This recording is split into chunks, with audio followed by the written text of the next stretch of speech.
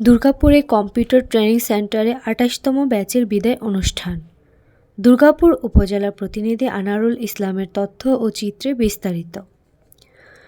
নেত্রকোনার দুর্গাপুরে computer training সেন্টারে ২৮তম ব্যাচের বিদায় অনুষ্ঠান অনুষ্ঠিত। মঙ্গলবার পৌর শহরের সাধুপাড়ায় অবস্থিত ট্রেনিং সেন্টারটিতে নানা আয়োজনের মধ্য দিয়ে এই বিদায় অনুষ্ঠান অনুষ্ঠিত হয়। ৬ মাস মেয়াদী কম্পিউটার কোর্স শেষে তাদের জন্য বিদায় অনুষ্ঠানের আয়োজন হয়। বিদায় অনুষ্ঠানের প্রধান আলোচক হিসেবে আলোচনা করেন ট্রেনিং সেন্টারটির প্রতিষ্ঠাতা পরিচালক ও সুসং সরকারি মহাবিদ্যালয়ের প্রভাষক AKM ওবায়দুল্লাহ। বিদায় অনুষ্ঠানে অনুভূতি প্রকাশ করে বক্তব্য রাখেন সেন্টারের শিক্ষক আনারুল ইসলাম। শুরুতেই পবিত্র কোরআন থেকে তেলাওয়াত করেন নাঈম আহমেদ, ইসলামী সঙ্গীত পেশ করেন তানজিলা ইয়াসমিন চুইতি। উক্ত অনুষ্ঠানে বক্তব্য রাখেন বিদায়ী কম্পিউটার কোর্সের শিক্ষার্থী তানজিলা ইয়াসমিন চুইতি, শফিকুল ইসলাম ও তাহসান মিয়া।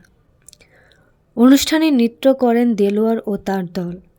বিদায় অনুষ্ঠান সঞ্চালনা করেন কম্পিউটার ট্রেনিং সেন্টারের শিক্ষক আনারুল ইসলাম।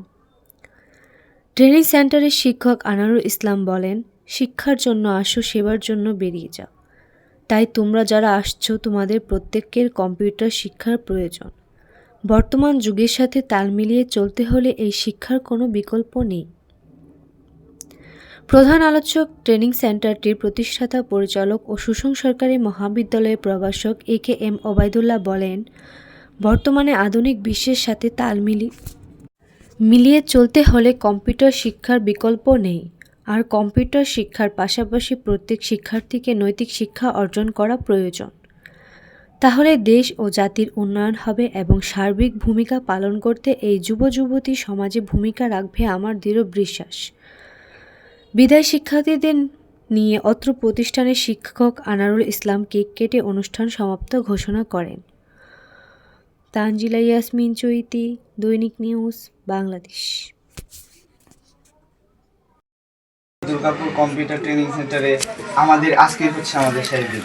এই শেষ দিনে আমরা অনেক দুঃখ বোধ করছি এবং আমরা বুঝতে পারছি যে আজকে আমরা 6 মাস পরে বিদায় নিচ্ছি ট্রেনিং সেন্টার থেকে। এই ট্রেনিং সেন্টার থেকে আসলে বিদায় নিতে আমাদের অনেক কষ্ট লাগছে, তবে কি করব, এটাই হচ্ছে দুনিয়ার রীতি এবং আমাদেরকে এরকমভাবে বিদায় নিতেই হবে সব সময়। এবং আমরা চাই যেন এখানে এই ট্রেনিং সেন্টারে পরবর্তীতে আরও অনেক স্টুডেন্ট আসার পরে এখান থেকে আরও ভালো কিছু শিখে যেতে পারে এবং সেটাই কামনা করে আমরা আমাদের এই বক্তব্যটি এখানেই শেষ করছি। ধন্যবাদ।